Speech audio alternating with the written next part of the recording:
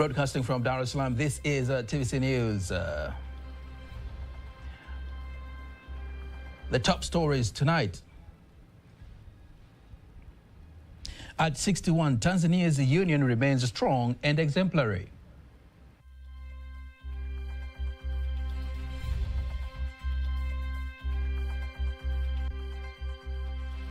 Eyes Kiswahili as IMF's and World Bank's working language.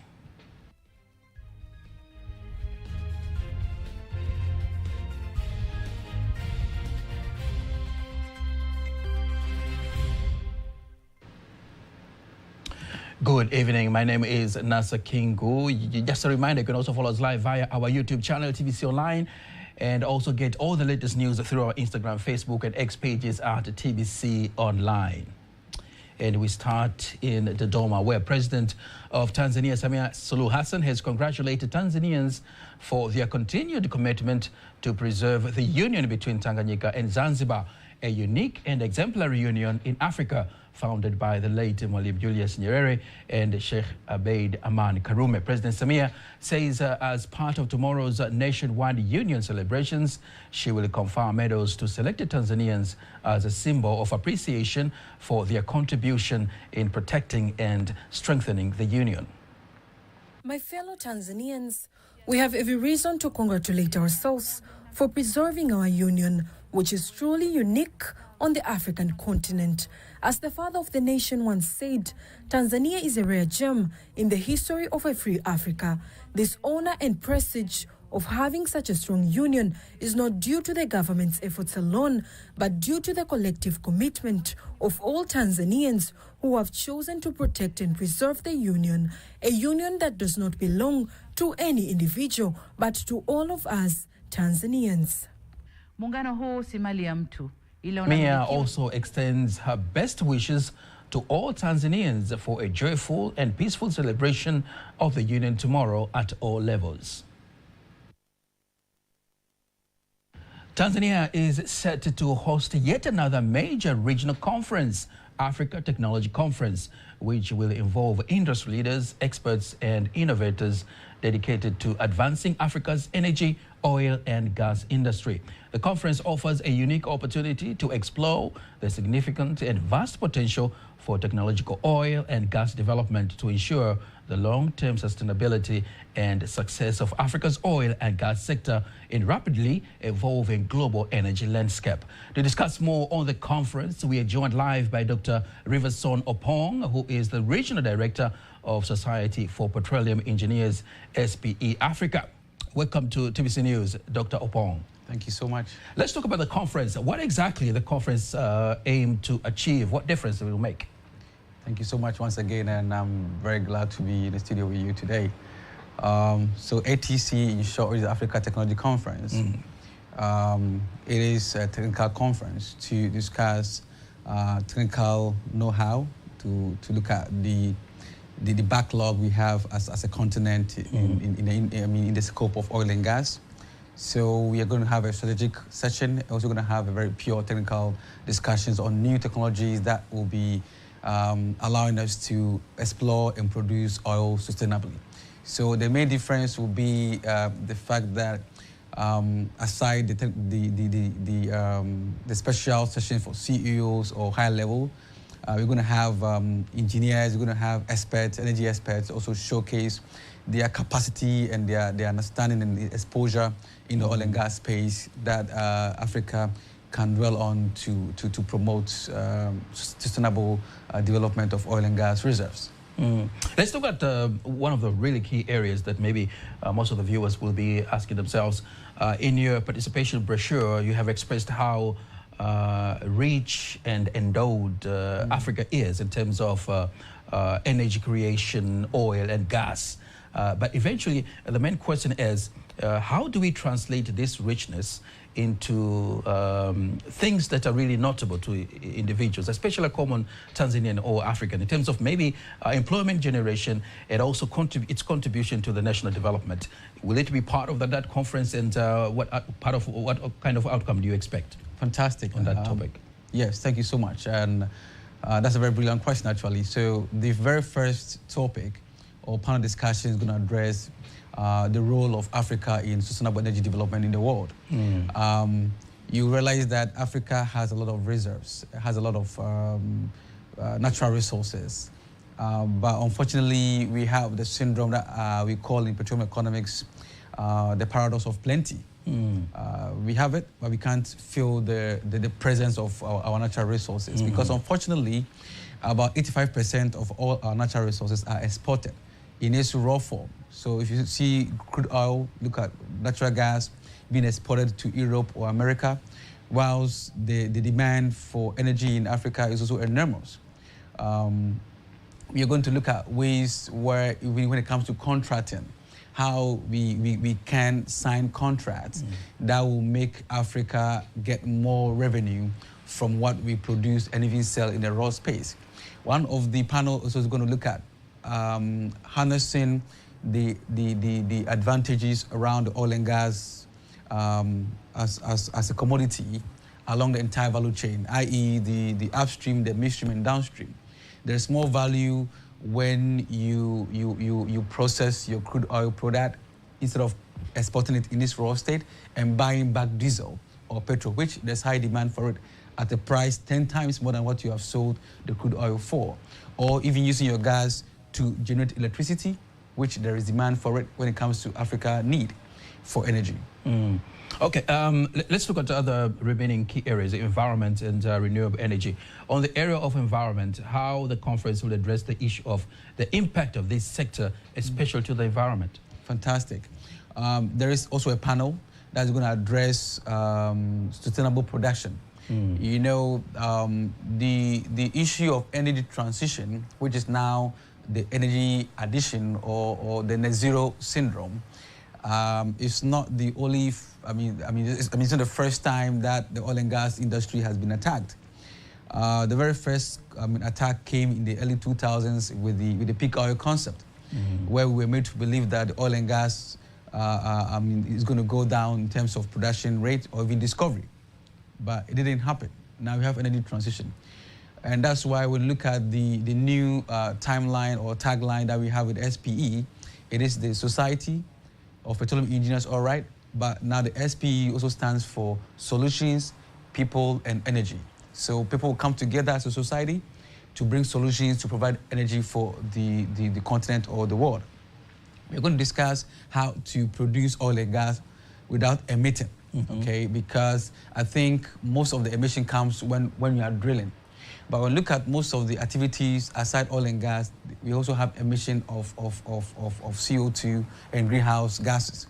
So methane emission is one of them. We're going to have a panel to discuss methane emission and how to bring it to a barest minimum. Dr. Pong, due to time, we have to end it there, but there was another very interesting subject as well to talk about, especially about renewable energy. I hope next time around we'll get more time to discuss about it. Absolutely. Thank you very much for your insight on the upcoming and ATC see you at conference. ATC next month, 27, 29, right here in Dar es Salaam. Yes, thank you very much. See you.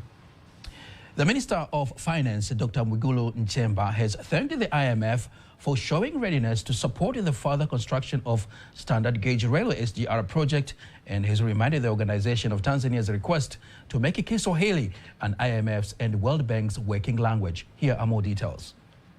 Dr. Nchemba made the remarks when he met and held talks with the World Bank Executive Director in charge of the Africa Group constituency, Dr. Zarau Wendelin Kibwe, at the bank's headquarters in Washington, D.C., United States of America.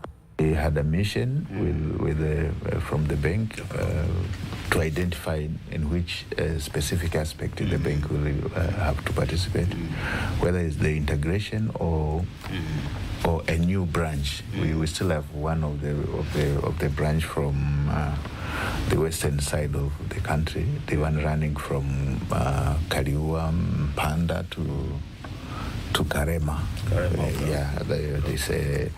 It's one of the branch which we had completed the feasibility studies and all other procedures, but yet to have financing and yet to have the procurement process. The Minister of State President's Office, Planning and Investment, Stanislaus Nyong'o, stresses on the start of the implementation of the National Development Vision 2050 that will help stimulate people-based development and the growth of the economy. On the other hand, Dr. Kibwe says IMF will continue to invest in projects that will contribute to job creation. All those things that you mentioned, exports, healthcare, are really related to the 5 priorities that have been identified by the president as critical for job creation. If you remember, a year back, the president convened a high-level advisory council on jobs to advise him on how can the World Bank projects contribute to job creation, especially in sub-Saharan Africa. Now, what came out of that, I think it's 5 priority sectors that the bank will be working on as part of the job creation. So the first one, which is we have a very huge comparative advantage, is agribusiness. So they really want to get into this sector because much of our people are in this sector. And also not only the rain-fed one, but also how do you bring in irrigation infrastructure as part of increasing productivity. That's the first sector. The second one is infrastructure and energy. So I don't know whether you had a chance to watch or listen the opening remarks by President Ajay for these spring meetings. I think it was very clear that when the World Bank is talking of climate change, we are not talking things in the air. We are talking of resilient infrastructure, including a railway. He specifically mentioned Lobito Corridor in that opening remarks. That's just to show that there's a change in where the World Bank is going. The third sector, of which also is very important for Tanzania, is tourism. The World Bank's investment in the implementation of various economic and social projects in Tanzania have reached $10.9 billion. As Tanzania marks 61 years since the union between Tanganyika and Zanzibar, we take a closer look at how the tourism sector has grown to become one of the country's most powerful economic engines. From the wildlife safaris to Spice Islands, this story traces the journey of a unified nation through the lens of travel and discovery. Teddy Mparanyanga has more. You can't forget that in their stateness, Tanganyika and Zanzibar are equal. From the peak of Africa's tallest mountain to the crystal clear waters of Zanzibar, Tanzania is a land of breathtaking beauty. But behind these iconic landscapes lies a story, one that began 61 years ago with the union of Tanganyika and Zanzibar. On April 26, 1964, 2 nations became one, and with that union, a new chapter began, not just in politics and nation building, but in tourism. In the early years, tourism was limited, driven mostly by game hunting and safaris. But even then, Tanzania's potential as a global travel destination was clear. The 70s and 80s saw significant investment in conservation. National parks like Serengeti and Ngorongoro began drawing ecotourists, while Mount Kilimanjaro became a magnet for climbers from across the globe. As mainland Tanzania soared in wildlife tourism, Zanzibar carved its niche as a culture and beach destination. Stone Town, now a UNESCO World Heritage Site, became a symbol of Swahili heritage and spice-centered history. Tanzania has 21 national parks, including the Serengeti and Ngorongoro Crater. More than 40 game-controlled and game-reserved areas, more than 400 forestry reserves, and over 120 tribes with diverse cultures. Above all, we have beautiful Zanzibar Islands. By the 2000s, the face of tourism began to change. Infrastructure improved. More Tanzanians joined the sector, and village tourism empowered communities to become storytellers of their own land. Under the leadership of President Samia Suluhu Hassan, Tanzania's tourism has embraced a new era. Her participation in the Royal Tour documentary opened new global eyes to Tanzania's treasures. As Tanzania celebrates 61 years of the union between Tanganyika and Zanzibar, the country also marks a remarkable rise in its tourism sector, one that has not only recovered strongly after the COVID-19 pandemic, but has gone on to win prestigious accolades, including being named Africa's leading destination by the World Travel Awards. From iconic wildlife safaris to the rich cultural heritage of Zanzibar, Tanzania continues to shine as a top choice for global travelers, proving how tourism remains one of the strongest symbols of what this union has achieved. A thriving, diverse, and welcoming destination where every traveler finds a piece of paradise. Teddy Mparinyanga, TBC News. The ambassador of Mozambique to Tanzania, Ricardo Mtumbuida, says the union between Tanganyika and Zanzibar stands as a shining beacon for both Africa and the world, insisting that the union is the only remarkable historical union in the continent that have lasted for 61 years. In an interview with my colleague Caroline Malewo, the ambassador urges young people to learn more about the history of the union so they can truly value, respect, and continue to protect it. First of all, it is an example in Africa and even, let us say, in the world. Just founding in the lasting union of two countries, separated countries. This is what I can say in terms of history of the union. Yeah, you are very young, but in my mind comes, for example, what it was called Senegambia in the western part of Africa. It didn't succeed. But in the union of Tanganyika and Zanzibar, it lasts now until 61 years. So that's why I have to say this is a very good example of the union in Africa and even in the world. Your Excellency, what do you think African countries can learn from the union between Tanganyika and Zanzibar, taking into consideration that there is the issue of absence of peace in some of the African countries? Mainly, many of the African countries, like those you are mentioned, the lesson must be the peace. This is the main thing. In Tanzania, since the union has been made, we never witnessed any disturbance. So the peace, it is there. But if you look at the other countries like Sudan, South Sudan, and so RDC, DRC,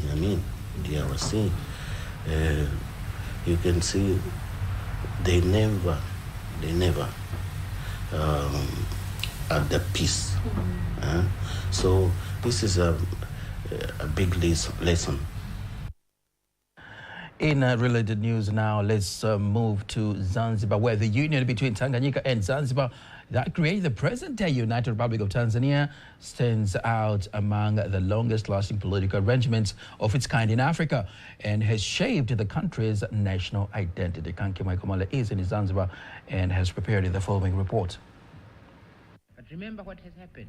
What has happened is a merger between two countries. It's a merger between two countries. And when you are talking about countries, there is no big country and small country. This union has for over 5 decades withstood challenges that other unification attempts in this African continent failed. As such, the union has become an embodiment of Africa's independent dream of African unity. Pragmatic as it may be, the union has been cited as a model of the Pan-African dream. I met and spoke to Ambassador Mohammed Rami Abdul with regards to the unification. We have experienced a lot of developments in all spheres of life. And during this time, then we have focused a lot of development things like what we have in political sphere, in economics, in diplomacy, and everywhere in the walks of life. A former Minister of Finance, Ambassador Mohammed, further explains how the two nations have benefited economically from the union. During these two periods, I've experienced a lot of things which we have made together.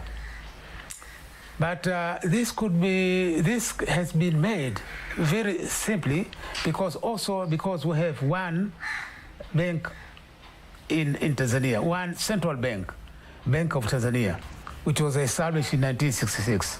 The young generation has to understand that this union has not just simply came off by hands only, but it came by efforts.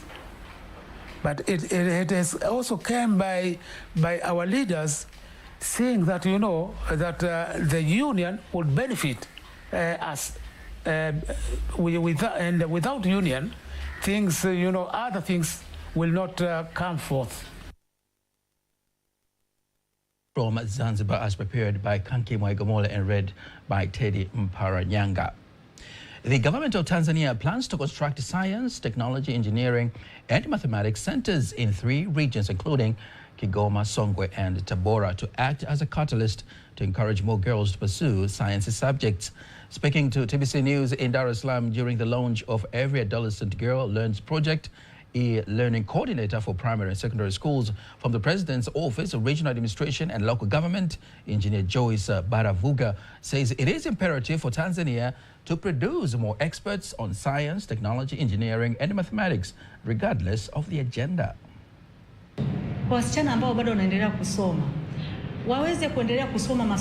I encourage girls who are still in school to pursue STEM subjects and to study with determination so that they can achieve their goals. When it comes to ICT, I urge them to focus on science and ICT subjects so that we can have more skilled professionals in these fields to support the country's development.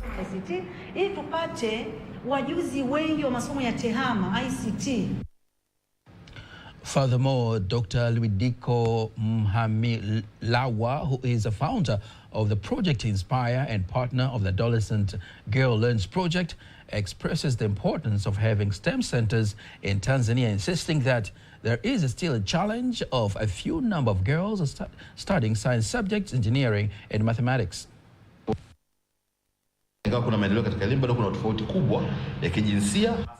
Although there has been progress in education, there is still a significant gender gap, especially in STEM subjects. This project addresses that issue by creating an inclusive environment and promoting female role models. Internationally, we still have fewer women in STEM, particularly in Africa. For instance, in South Africa, less than 25% of students are pursuing STEM subjects, and the percentage of girls is even lower.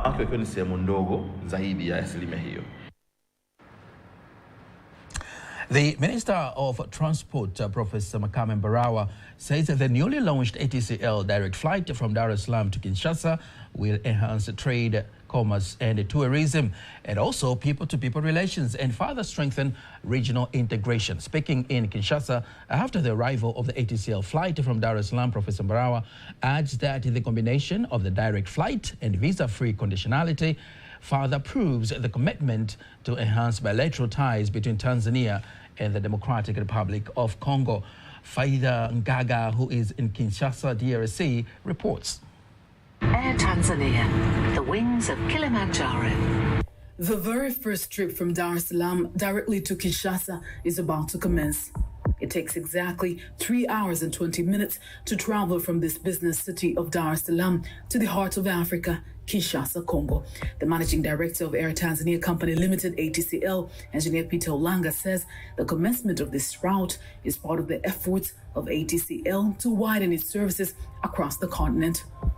Through Dar es Salaam, passengers from Kinshasa will be connected with seamless connections to to key domestic destinations from Zanzibar, Kilimanjaro, Mwanza, Kigoma, and many other 14 other destinations. And also we promise you connectivity to 10 regional connectivity from as far as Nairobi all the way to Johannesburg and many other places. At international level, we give you connectivity to Mumbai, Dubai, and Guangzhou in China. This integration makes it much easier to travel and trade and explore other places for business, tourism, and cultural exchange. On the other hand, the Minister for Transport, Professor Makame Barara, says this direct flight provides seamless movement of people and it will play a huge role in transporting business people, experts, and tourists. Their launch signifies more than just opening of a new route. It is a demonstration of our government's commitment to strengthening regional connectivity, enhancing trade and promoting tourism sector across Africa. The route gains even greater significance in light of the visa-free agreement recently signed between the United Republic of Tanzania and the Democratic Republic of Congo. This historic step will allow our citizens to travel free between our two countries without visa restrictions. It will simplify movement, stimulate bilateral trade, expand tourism, and facilitate culture and professional exchanges. ATC is one of the key stakeholders of the Central Corridor. ATC has started to connect Dar es Salaam to Lubumbashi in southern part of DRC. Then the remaining part was Kinshasa. So today we came to Kinshasa. This is the first time. And I can tell you that there is a huge market in Kinshasa. And the ATC now will start to connect the people of Kinshasa and DRC to Dar es Salaam. And from Dar es Salaam to Dubai, Mumbai, to Guangzhou. We will have to do business together from Tanzania, from Dar es Salaam, everywhere to Tanzania, to Kinshasa. And the services are very well, and people are working, they are working very well, everything is okay. This significant milestone for the two countries comes at a time when African countries are keen in the implementation of the African Continental Free Trade Area, AFCFTA, and therefore the two countries are demonstrating in action the way forward for other countries across the continent through the aviation sector. Faiva Ngaga, TBC News, Kinshasa, DRC. Big news there for the Tanzania and the DRC trade ties. Now, before we conclude that local news, let's take a look at the weather forecast for the next 24 hours. Hello, dear viewers, and thank you for joining us for the next 24 weather forecast. And by starting within the patterns, tomorrow we expect the light wind of 20 kilometers per hour for Lake Victoria, Lake Tanganyika, together with Lake Nyasa, and the moderate wind of 30 kilometers per hour for the entire coast, and the state of the sea is expected to be moderate. Landfall models are still portraying the enhancement of activities over the coastal areas. So for tonight, to expect Lake Victoria Basin, Kigoma and Katavi regions to feature partly cloud condition, thunder showers over a few areas. Northeast St. Helens, together the entire coastal areas, are expected to feature partly cloud condition, rain showers over a few areas. And for the rest part of the country, are expected to feature partly cloud conditions. While for tomorrow, we expect Tanga, Unguja and Pemba ISOs, Dar es Salaam Pwani, including Mafi ISOs, together with the windy regions to feature its cloud condition, thunder showers over a few areas and sun interval. Lake Victoria Basin, Kigoma, Katavi, Morogoro, Mtwara, together with the Ruvuma regions, are expected to feature its partly cloud condition, thunder showers over a few areas and sun periods. Northeast St. Helens are expected to feature its partly cloud condition, rain showers over a few areas and sun periods. Southwest St. Helens is expected to feature partly cloud condition, light rain showers over a few areas and sun periods. And for the rest part of the country, are expected to feature partly cloud condition and sun periods. Let us see next 4 days forecast from different cities and regions. There is some maximum temperature at 31 degrees with thunder showers. The DOMA sun period is expected at maximum temperature at 30 degrees. Bare sun period and light rain are expected. The maximum temperature is 24 degrees. Mwanza maximum temperature is 30 degrees. Kilimanjaro sun period and light rain and rain showers are expected. The maximum temperature is 28 degrees. Morogoro maximum temperature is 31 degrees. Arusha sun period, light rain and rain showers are expected. The maximum temperature is 25 degrees. I'm Rebecca William from Tanzania Meteorological Authority. Thank you. And that marks the end of the news bulletin for tonight. Don't miss our next bulletin in Kiswahili at 11 p.m. On behalf of the whole team, I am Nasa Kingu. We wish you a good night and a constructive weekend.